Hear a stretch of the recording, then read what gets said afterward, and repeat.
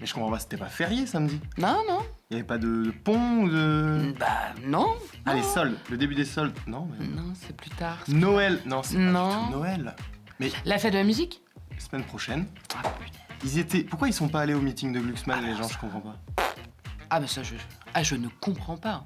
Candidat présidentiel, hein, pourtant. Ah ouais? Ah, je sais pas. Bonjour et bienvenue dans le récap. Alors un tout petit mot avant de commencer parce que l'heure est grave. Et oui, le média pourrait bien disparaître dans les semaines à venir. Pour nous sauver, nous avons une solution. Nous avons besoin de 10 000 donateurs mensuels et ce avant le 30 juillet. Alors en vue de 2027, aidez-nous à continuer à vous informer. Permettez au premier média télé indé de France d'exister. Pour cela, rendez-vous sur capsurdika.lemediatv.fr. Et nous sommes le lundi 15 juin. Ce week-end, une semaine après celui de Jean-Luc Mélenchon, a eu lieu le premier meeting de Raphaël Glucksmann. Mais attention, ne vous y méprenez pas, il n'est pas encore candidat. Voilà, toute cette grand-messe-là ne serait qu'une manière de prendre la température et de rassembler son camp. Encore faut-il que ce camp existe, voire même qu'on sache où aller le chercher. Rappelons quand même que Raphaël Glucksmann conspue Jean-Luc Mélenchon et LFI en général, qu'il renvoie dos à dos avec le RN, mais qu'il refuse aussi catégoriquement la primaire de la gauche unitaire, avec notamment Faure et Tondelier. Lui, ça fait des mois qu'il fait sa petite tambouille perso, là, notamment avec ses copains macronistes plus ou moins assumés, allant de l'ancien candidat écolo Jadot, revenant aux dents longues Hollande, en passant par toute la clique de socialos de droite qui détestent surtout Olivier Faure, comme Delga, Maillard-Rossignol, Vallaud ou encore Bouhamran. Alors on ne sait pas bien ce que tout ce petit monde bricole, mais ils bricolent ensemble. Depuis des mois, ça se fait des dîners mondains et des petites réunions secrètes là en vue de 2027. Il y a même une plateforme qui existait. Mais enfin, il semblerait quand même que plus la grande échéance approche, plus le travail d'équipe, il se confronte un peu aux égos et au plan de carrière des uns et des autres. En tout cas, des absences se sont faites remarquer lors du meeting de Glucksmann ce week-end, comme celle de François Hollande, justement, ou de Boris Vallaud. Évidemment, celle d'Olivier Faure, le premier secrétaire du PS, qui n'est, pour le coup, pas vraiment une surprise. Et puis aussi Karim Bouhamran, qui a finalement décidé de tracer sa route en solo en se déclarant candidat sans trembler les genoux la semaine dernière. Et en miroir, certaines présences ont également sauté aux yeux à ce meeting. On peut citer la myriade de socialistes, plus ou moins incontournables, qu'Olivier Faure ne compte donc pas parmi ses soutiens, ceux qu'on a déjà cités, mais aussi d'anciens ministres, notamment sous Hollande, comme Aurélie Filippetti, Marisol Touraine, Laurence Rossignol, Guillaume Garot, Hélène Geoffroy. Oui, bon, ça y est, j'ai compris, je vous ai perdu. Je le sens bien, mais bougez pas, j'ai du plus récent. Oui, parce qu'aux côtés de Glucksmann, samedi dernier, il y avait aussi plein de macronistes qui ont quitté le navire quand ils ont vu qu'il prenait sacrément l'eau. Quelle surprise! Citons par exemple Sacha Houlié, l'ex-grand copain de Macron, Agnès Buzyn, Aurélien Rousseau ou encore Marguerite Cazeneuve. Dis-moi qui t'entoure, je te dirai quel projet politique tu portes, comme dirait le proverbe que je viens d'inventer. Et d'ailleurs, d'après le plan de table que Place Publique vient de nous proposer, on n'est pas vraiment sur ce que j'appellerais un projet de gauche. Mais on n'a pas l'air de tous avoir la même grille de lecture politique. Nous incarnons la gauche démocratique et républicaine et nous avons, nous, sur nos épaules, la responsabilité de barrer la route à l'extrême droite. Parce que tout le monde sait que Jean-Luc Mélenchon perdrait face à l'extrême droite et que donc l'envoyer au deuxième tour, c'est ouvrir les portes de l'Élysée à Bardella ou à Le Pen. Nous serons, nous, ceux qui feront en sorte que la gauche revienne au pouvoir. Il porte à la fois les convictions sociales qu'on peut retrouver chez le Parti Socialiste, mais aussi chez Génération. Et aussi, il y a cette forte valeur ajoutée qui, pour moi, est l'écologie. Et évidemment, la question de l'international, l'Union européenne, le mélange, en gros, des valeurs écologistes qu'on retrouve chez les écologistes, du social chez le Parti Socialiste, et aussi des valeurs européennes. C'est ça qui m'a convaincu de venir à Place Publique. Je pense que Raphaël Glucksmann serait le meilleur candidat pour tout cet espace de gauche qui va effectivement des écologistes jusqu'à Bernard Cazeneuve probablement. Mais pourquoi du coup ce serait le meilleur candidat ? Écoutez, pour la gauche et pour les socialistes en particulier, il a déjà été 2 fois candidat à la tête des listes aux européennes. Il a fait un bon score, très honorable la dernière fois. Il est à la fois celui que les électeurs socialistes reconnaissent comme étant le leur. À Place Publique et Raphaël Glucksmann, on défend une ligne claire, une ligne social-démocrate, pro-européenne, féministe, écologique, démocratique. Et c'est toutes ces valeurs-là qu'on défend au sein de notre projet. Les autres candidats me semblent avoir des positions fluctuantes et peu affirmées, pour ne pas dire complètement anti-européennes pour certains. À gauche, à part lui, il n'y a personne. Il y a déjà François Ruffin qui s'est déclaré candidat, il y a aussi Jean-Luc Mélenchon. Qu'est-ce que vous pensez de ces autres... Pas à gauche. C'est un autocrate, c'est plus un homme de gauche. Le Parti socialiste. Vous avez vu les scores qu'ils ont fait aux dernières élections? Hidalgo.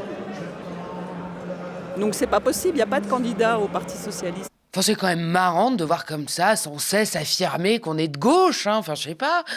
À moins que ce soit louche, en fait. Non, mais parce qu'en général, quand on est clair politiquement, on n'a pas besoin de le rabâcher sans cesse comme ça. On a un programme, une histoire, des combats qui parlent pour nous. Ouais, c'est peut-être là que ça coince avec Glucksmann. On ne peut pas dire qu'il puisse vraiment s'appuyer sur tout ça, puisqu'il n'existe dans le débat public qu'au moment des élections, notamment européennes, et ce, depuis 2018 seulement, que sa seule action notable à gauche, ça a été systématiquement de s'appuyer sur le PS pour parvenir à se faire élire, et que le reste du temps, il l'utilise pour s'aborder toute initiative unitaire et commune. Souvenons-nous de la séquence du NFP, pour ne citer qu'elle, auquel il a participé en se bouchant le nez, plus prompte à s'assurer un petit deal perso qu'à réellement œuvrer pour l'union de la gauche, ce qui avait d'ailleurs donné lieu à des défections au sein de ses effectifs à Place Publique, parce qu'ils étaient excédés par son attitude. Aux dernières municipales, Place Publique s'est pris une tôle monumentale, disons-le, parvenant à faire élire une seule liste dans le 20e arrondissement de Paris, qui ça surprendra, sur les 9 listes proposées en tout, malgré quand même les alliances avec, encore une fois, le PS.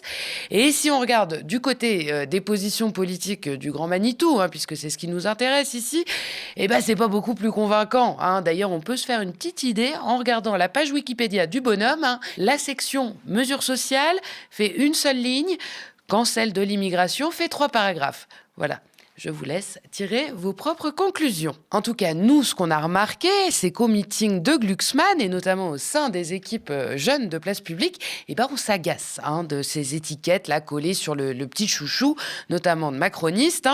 Le peut-être candidat providentiel de la gauche, qui se voit régulièrement accusé, notamment par nous, on l'avoue, d'être un Macron 2.0, ça agace. On essaye de montrer par tous les moyens que c'est une image qui ne doit pas lui coller à la peau, en fait, parce que là, ce qui se passe, c'est qu'il y a beaucoup de médias, etc., qui parlent de ralliement de personnes ex-macronistes, donc qui ont rompu vraiment avec le macronisme, mais on ne parle pas des ralliements qu'il y a eu à gauche, en fait. Et de par les propositions, vous verrez qu'il n'y a rien de macroniste clairement là-dedans, et que c'est vraiment des propositions radicalement de gauche. Radicalement de gauche. Radicalement de gauche, Glucksmann, radicalement de gauche. Alors, moi, je veux bien être ouverte à la discussion, mais est-ce qu'on peut rester raisonnable 2 secondes, s'il vous plaît? Les mots ont un sens, comme dirait l'autre, la radicalité aussi, et dans aucun monde, Raphaël Glucksmann n'est radicalement de gauche. Éventuellement, il est radicalement libéral, radicalement centriste, radicalement européiste, va-t-en-guerre, mais jamais de la vie, il n'est radicalement de gauche. Faut arrêter de mentir aux gens. D'ailleurs, le postulat de départ n'a aucun sens. Comment pourrait-il être radicalement de gauche et justement aller ratisser des voix sur sa droite, notamment chez les macronistes? C'est bien la preuve qu'il n'est pas radical dans ses positions, mais justement volontairement ambigu et poreux aux idées de la droite. D'ailleurs, dans son discours de plus d'1 heure quand même samedi, sa seule proposition concrète pour les Français modestes, c'est de leur donner accès à une voiture électrique contre la modique somme de 100 balles par mois. Et ça, ce serait radicalement de gauche. Non, heureusement que sa prise de parole visait justement à donner des gages à gauche pour contrebalancer son image de macroniste. Au passage, il a quand même promis, j'aurais craché, qu'il ferait de l'amélioration des conditions de travail et de la hausse des salaires un thème central de 2027. Alors, quand on jette un œil à son programme, là, sur son site, son ambition, c'est de faire passer le SMIC à 1 600 €. contre 1470 environ à l'heure actuelle. 120 balles qui permettront donc de se payer une bagnole électrique en location. Merci Gluglu. Ah oui, et puis attention, le gros anticapitaliste qu'il est là, il veut imposer dans le débat, pas imposer tout court, vous noterez la nuance, la taxation des super-successions et des plus hauts patrimoines. Et ça, c'est radicalement de gauche. Ah bah, on est bien logé avec ça, le cap est clair. Bon, Raphaël Glucksmann, c'est au grand max un candidat de la gauche très molle, social-démocrate, très libéral. Et si on est honnête, c'est juste un candidat de l'extrême centre, comme les autres, qui penche peut-être éventuellement, si on est sympa, un poil plus à gauche qu'un Attal ou qu'un Philippe. Et encore, ça, c'est parce qu'il n'est pas au pouvoir. Là, il nous raconte ce qu'il veut. D'ailleurs, si on comparait les grandes promesses de Glucksmann 2027 avec celles de Macron 2017, il y a des chances pour que le second ait mieux joué le gauchiste que le premier, si vous voulez mon avis. Je dis ça, je dis rien. En tout cas, cette posture de centriste raisonnable, elle plaît aux médias, évidemment, contrairement à une posture de radicalité de gauche, évidemment. Et ça, Glucksmann, il le sait très bien, ça fait 8 ans qu'il joue là-dessus pour exister. On l'a dit, il n'a pas fait grand-chose, ok, il est eurodéputé, bon, à côté de ça, il a un parti qui peine à exister nationalement, et surtout en dehors de sa figure tutélaire. Il est systématiquement obligé d'être sous oxygène du PS, et vice-versa d'ailleurs selon les périodes. On dirait deux espèces de parasites là qui s'accrochent l'un à l'autre pour survivre, tout en sachant qu'à la minute où on les sépare, ils se désintègrent automatiquement. Et malgré ça, à toutes les occasions, les médias nous servent du Glucksmann à toutes les sauces comme un candidat providentiel de la gauche, sans qu'on sache d'où ça sort. Enfin si, on sait, c'est un homme de paille comme l'a été Macron.